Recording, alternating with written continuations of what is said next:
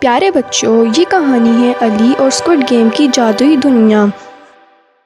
ایک دن علی، جو صرف 8 سال کا تھا، اپنے کمرے میں بیٹھا ہوا تھا۔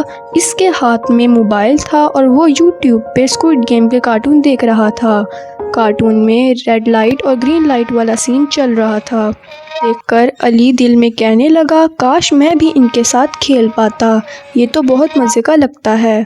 جیسے ہی اس نے یہ کہا، اچانک موبائل اسکرین چمکنے لگی۔ ایک تیز روشنی پورے کمرے میں پھیل گئی اور ایک تیز روشنی نے علی کو اپنی طرف کھینچ لیا اور اچانک علی غائب ہو گیا۔ جب علی کو ہوش آیا، وہ ایک بہت بڑی جگہ پر تھا۔ ہر طرف اسکوڈ گیم جیسے رنگ برنگ کے راستے تھے اور عجیب سے گارڈز جنہوں نے ماسک پہنے ہوئے تھے۔ سب کچھ بالکل کارٹون جیسا لگ رہا تھا، مگر سب اصلی تھا۔ پہلا کھیل، گرین لائٹ، ریڈ لائٹ۔ علی کے ساتھ اور بھی بچے تھے جو شاید ویڈیو دیکھتے ہوئے یہاں پہنچے تھے۔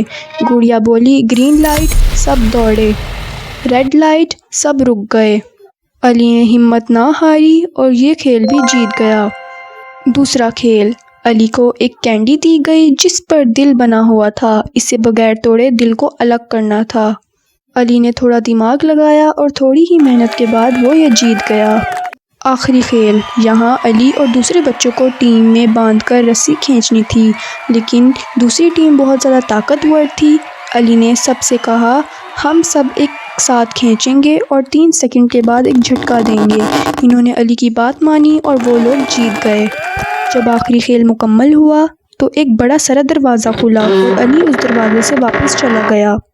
جب علی کی آنکھ کھلی تو وہ اپنے بستر پر تھا، موبائل اس کے ہاتھ میں تھا اور کارٹون بند ہو چکا تھا۔ وہ گھبرا کر بولا، اب میں صرف ٹام اینڈ جیری دیکھوں گا۔